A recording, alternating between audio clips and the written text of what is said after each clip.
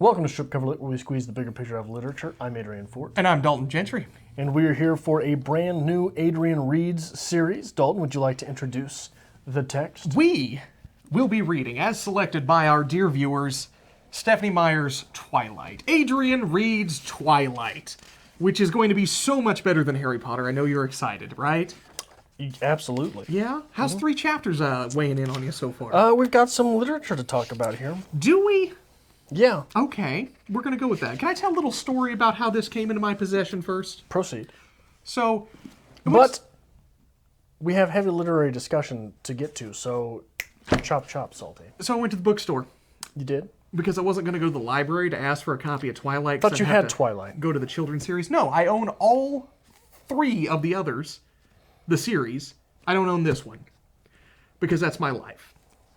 So I go to the bookstore, because I know there's always a copy on the bookstore, the dollar bookstore I go to. There's not one there. So I buy some books. I go to the counter, I tell the gentleman, hey, I'm embarrassed to admit this, but I need a copy of Twilight. And he says, okay. I'm like, do you have any in the back? He's like, sure, let me go get you some. So he comes back out and he gives this to me. He's like, we got a whole stack in the back. We can't give these away. And I go to take $1 out of my wallet to pay him. And he's like, no. We'll donate it. It's fine. You enjoy, young man. So that's how this came into my possession. I wish you had gotten your copy a couple weeks earlier so you could have told me about that, because I went and I bought this and I bought a book, a Joseph Campbell book. Okay. And you have to even yourself out a little bit. The cashier was so embarrassed, he rang up the Joseph Campbell book and then swiped the Twilight, stuck it in the bag, and looked around. Yep. Not even making it up. And now we're going to read it, chapter by chapter, and break it down.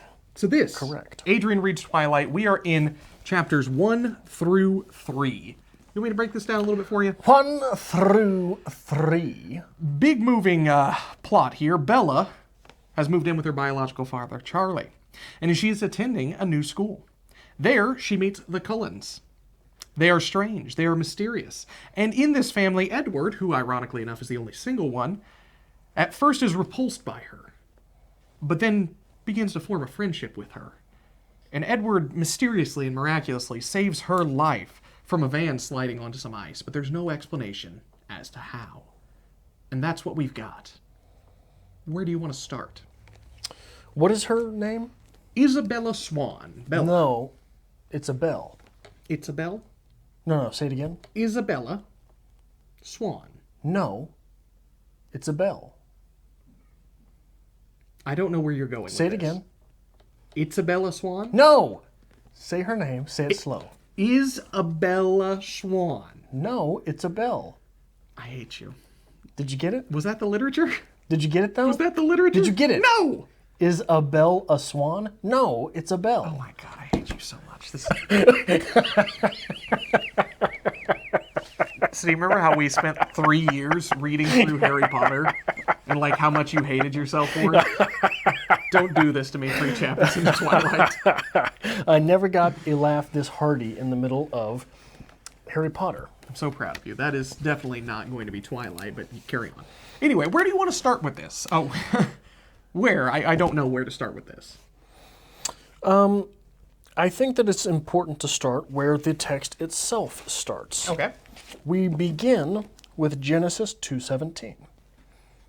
But of the tree of knowledge of good and evil thou shalt not eat of it, for in the day that thou eatest thereof thou shalt surely die. Of course, Eve eats the forbidden fruit, and so does Adam, by the way, and it's the serpent who gets them there.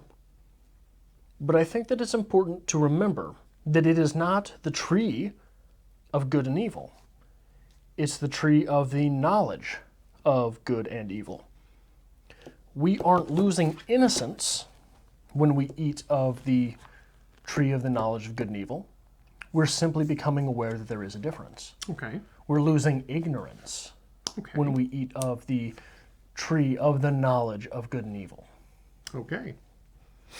I just think that's something that's somewhere interesting to start. That's fair. And as far as a book about vampires, That's a hell of a good little start right there, honestly. It's a good quote to really lead into this. I think a lot of people glaze over that. Yeah, and even so, there is a lot of lore around the Bible, even when you get to something like a vampire. Okay. There is a lot of lore about Judas being the first vampire. Okay. So I think that when you're talking about the Bible, we're working something in there. And interestingly enough, this is, sorry to interrupt, this is your first reading through Twilight. I have read this, much begrudgingly, to admit.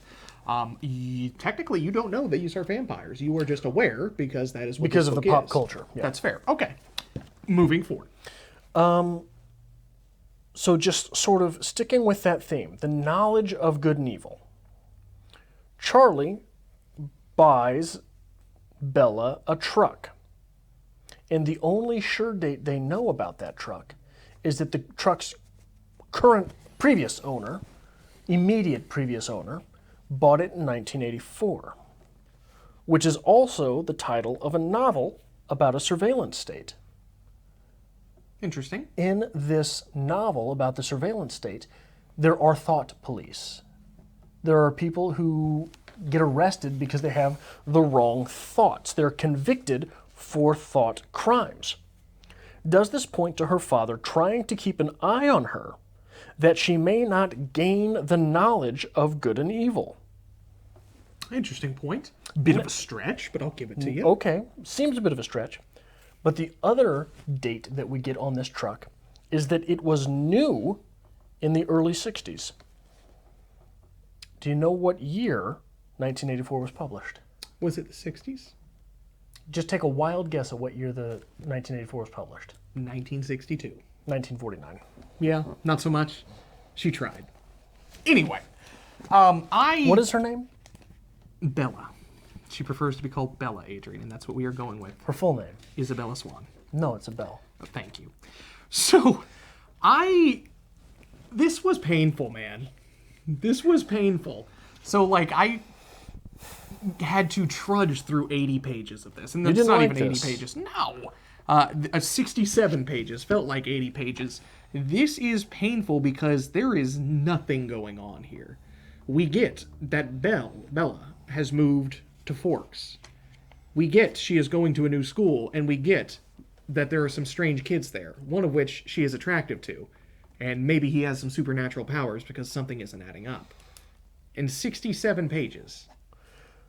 Well, you said, you had a slip of tongue there. Did I? And you said is attractive to a kid. Okay. Whereas she is attracted to Edward. But we get signs that Edward is attracted to her as well.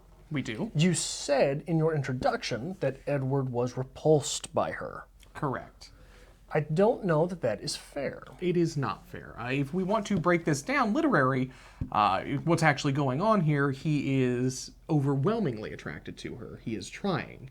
He's trying to restrain himself because she looks like a delicious snack. I believe that's what the kids say. And he is trying to keep himself from eating her. Which works on several levels. It does, doesn't? Isn't that wonderful? I think my biggest complaint with this is the writing. The writing? The writing. I don't follow. Okay. I love how coy you're playing with this. Like you're giving this a grand shot before this becomes the Harry Potter Hate Train Part 2. So I don't think I'm going to get there. I don't claim myself to be a writer by any means, a great writer or a writer in general. I don't do a terrible lot of writing, but writing requires variance. You have to kind of break your text up. You have to make it flow for the reader. You have to change things. This is as staccato as it comes. My name is Bella Swan. I now live... What is her name? Isabella Swan. No, it's a Bell. Okay. I now live in Forks. My father's name is Charlie. He is no longer married to my mother. I am not allowed to call him Charlie.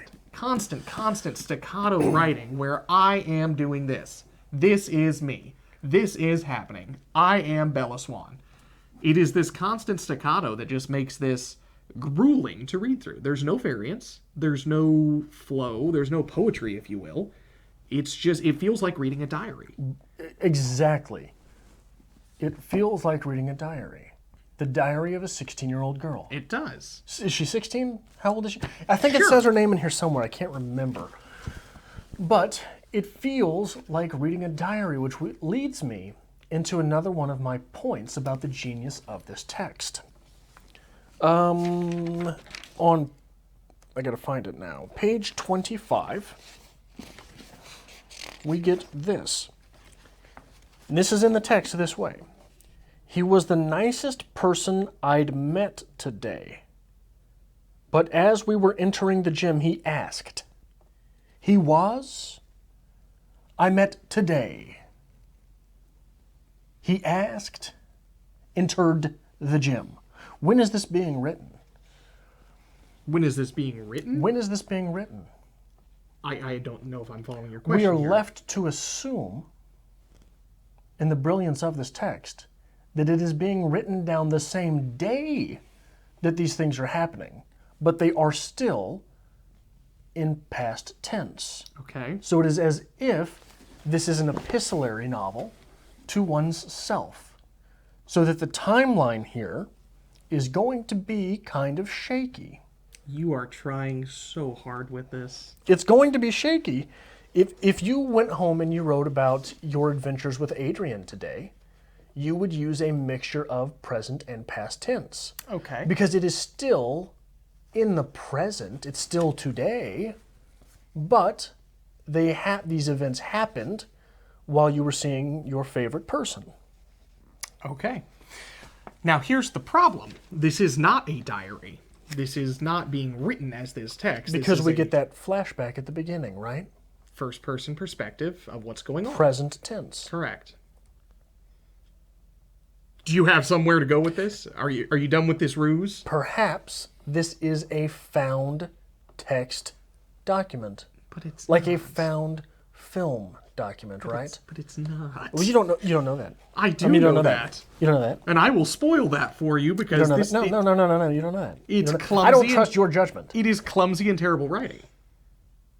I don't trust your judgment. Okay, what I have here is an exemplary text of the English language thus far. I'm so proud of you. I'm so proud of you for going this far. That said, there are questions I have. Raise them. Why does a high school with 700-ish kids need 6 buildings? They're walking between 6 buildings when she says there's only X number of kids at the high school. I believe it's more of a modular setup where like each modular will have like little trailer would have like maybe 2 classrooms tops in it. You don't need that. Okay. You don't need that. I don't understand how she lived in Forks, a very small town, for years, and now she's a stranger. She's been gone for so long. It's been at least 10 years. She's grown up since then, Adrian. And she doesn't recognize any of these kids, None though? of these kids, and it's such a tight, Didn't you close-knit have community. You were in a place much larger. You were from a place much larger than Forks. I was. Didn't you have kids in your high school that you went to grade school with? I did. I moved in the middle of grade school and had a high school with some of the kids that I knew in the first part of grade school. And I'm from Kansas City, a much bigger place than we're talking about Forks being. So there are small flaws in this text, things to be figured out at least. I'm going to trust Meyer that at some point during the text these things get figured out.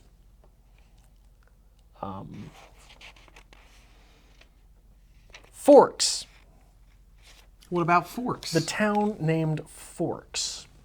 There is intrigue set up in this first installation of the novel, isn't there? She's running from something. Okay. From what is she running? It is the ultimate choice that she made in Arizona, obviously. She's running from whatever it was there.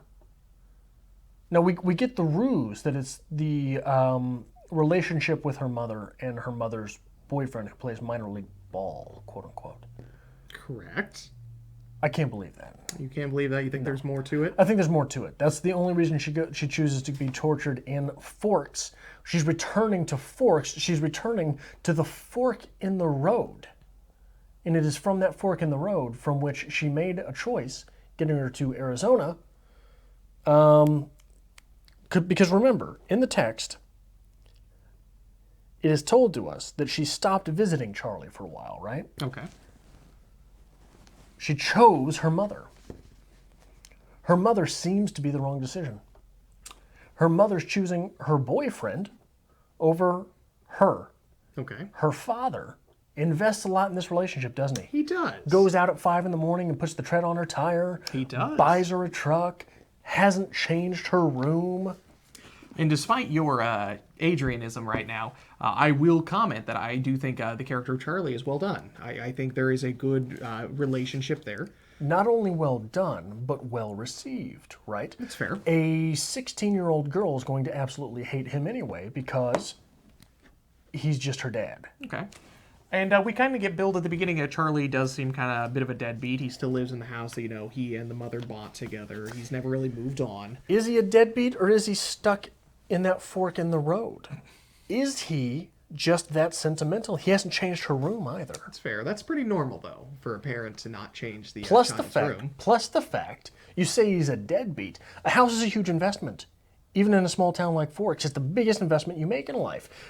His wife left him. And he seems to be a good guy. She's the one who's billed as flighty. So what's going to happen? She's going to leave with some ball player? And now I got to sell the house? No, Charlie's been given the finger for years here, okay? Okay. And this is his chance at redemption. So Charlie is billed as not the greatest father in the beginning. But as we get to are know... seeing, as the reader, that he's a good fella.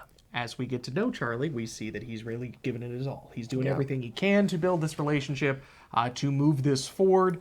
And it is the minor things, like putting the tread on the tire, buying the truck. Do you know how long you would have to live in a house to be able to profit from selling it? How long? I think it's like 10 years. I think the first 10 years that you're living in a house, you're just paying interest. Okay. So if you sell the house before 10 years, which is, we're left to believe, around the time that she's leaving, coming back here, right? If you sell it before that 10 years, you're in the hole unless the property value's gone up exponentially. Which clearly it isn't in Forks. Not in apparently, Forks. Nobody comes, nobody goes. Everybody's just stuck. Except for Isabella and her friend that's from California. And the Cullens. And the Cullens. All of the moving pieces here are literally moving pieces. Okay. There's something there. Oh my. Are you having fun? There's something there. And they're all, her friend and her are moving from West Coast. Where are the Cullens from? I believe they said Alaska, maybe something like that. So the north. Why might they be from Alaska? It seems to be a very barren place. It would explain a little bit of their eccentricities. You get 6 months a night there, don't you? You get 6 months a night there. But on the surface level, it would explain their eccentricities. It would explain... nobody really asked questions about Alaska. Well, things are different up there. That's why we're a bit off. Yeah. Okay. But the entire thing is a West Coast novel, which is... or a Pac-10 novel, if you will. Okay. It's very strange there. All right. So there's something to be had there. We're looking at Oregon. We're in Oregon now, right? They were in Washington. Are we in Washington? They're the same state, really. It's fine. I'll have to do my research. Might change a point for going forward. Anyway, what else would you like to talk about in this? Do we want to talk a little bit about the Cullens and how we feel about them? I've got literary stuff to talk about. I don't know what route you want to take here. Tell me more literary things then. Well, her room. Did you notice anything funny about it? What about it? Faces the west. Faces the west, yes. And it's set up. It's hardwood floors, right? Mm-hmm. Brown. The walls are blue. And I think our curtains are yellow. Yellowed lace curtains around the windows. Looks a lot like an outdoor scene, doesn't it? Okay. And it's facing west. It's facing sundown. It's facing nighttime. It's facing the end of life. It is facing the eternal. So I'm assuming, this being a young adult text, and Edward falls deeply, madly in love with Isabella Swan, no, it's a Belle, that at some point he sneaks in her window. Does that happen? You don't have to answer. I'm going to assume it happens because he is sneaking in her life from the eternal at that point. Feeling good about yourself? A little bit I am. What else would you like to talk about? Bella means beautiful. Okay. Right. That's fair. So we've got him falling for the beautiful, falling for... The beautiful swan. Right. I mean, so yeah, we've got double meaning in her name. Edward, oh man, I looked up Edward for some other text, but I can't remember what it is now. I think Ed comes from Eid, E-A-D, and then word is it spear or something like that? I can't remember. So we've got a lot of name play. Did you notice the name of the gym teacher? No. Coach Clapp. Obviously, in a YA text, we're talking about something to do with puberty. We are warning against the clap here. Okay. Okay? So that is important going forward. We've got to keep that in the back of our mind. On page 4, we get the quote from Bella Lestrange. Was that her name? No. What was her name? Isabella Swan. No, it's a Bell. Okay. I loved the sun and the blistering heat. I loved the sun and the blistering heat. This is past tense. This is past tense already. And despite the fact that she goes on and on and on and on in this first section about how much she hates the rain, Edward is very cold. Loved the sun, loved the blistering heat. It's already in the past tense.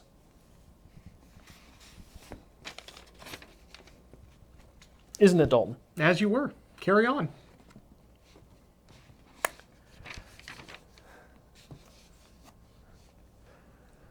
Let's talk about the truck. Let's talk about the truck. You don't have anything? No, I don't really have anything on the truck. I figured I'd let you go. You're having so much fun with this. Why don't you tell me about the truck? You know, through the channel, Uh-huh. we've come into contact with people around the entire world, right? We have. Anytime I get to know someone from overseas in some direction, and they understand anything about my life, I'll mention something about the truck. You know, I drive a truck, and they'll say, how American, right? How American is it that you drive a truck, right? That's fair. In the United States, the biggest state of viewership we have is California. I don't know if you've noticed that in the analytics. I'm not. Have you talked to many of the people from California that we've come in contact with this channel? A handful, but not many. Anytime they understand that I drive a truck, they say, how Midwestern.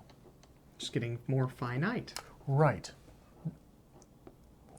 And it's often seen as masculine, isn't it? It is. So there is a very specific thing, this very specific idea that we have about who drives a truck, isn't there? Okay. Is someone named Isabella Swan, no, it's a Bell, someone that you would imagine driving a truck? Seems a little out of place to me. So what is going on with the truck? I'm just asking, I'm posing a question. What's going on there? You tell me. No, I'm not telling anything. I'm posing the question. Do you have any feel on where we're going with it? Is that set up as a symbol in this novel? No. What do you mean no? No, it's not. There's a big deal of it being made already. No, it's a truck. No. It's just a a truck. truck. A truck is never just a truck. Oh, it's just a truck.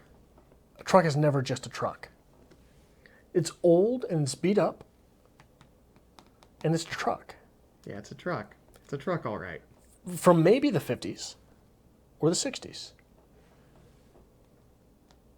And one thing about vehicles that old is that anyone who knew vehicles could repair them. Did you know that's why if you go to a place like Cuba, it is littered With old cars. with old cars? I did I mean, know you got the classic cars that people pay an arm and a leg for here. That's right? what they bought before the embargo, and that's what they kept. Because you can change anything out on them. Yep. You don't have to have all the fancy stuff that you got to have here. You don't have to take them to the dealership. You don't have to do all this stuff with them. There's something about a vehicle that old that the parts are interchangeable. Let's go with that. I'm sure that's going to pan out in the future. It'll pay off. So, Adrian, do you have anything else you'd like to say about Twilight today?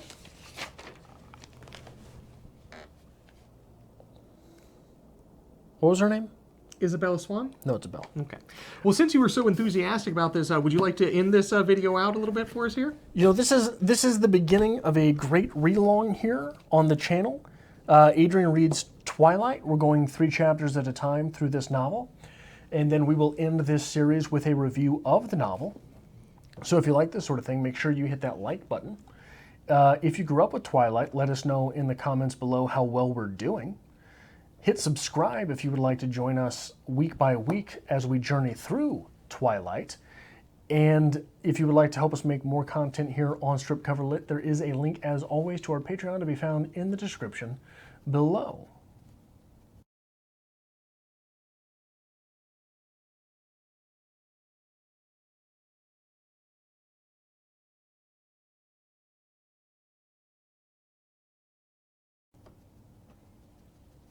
That was fucking grueling, all for a joke. Fucking grueling. You don't enjoy this? No! You don't like this? That was goddamn grueling. What do you mean? That was... Did you hit record? Yes. Yeah? Okay, I hate to go through this twice. God damn it, let me check it again. Yeah, it's flashing record.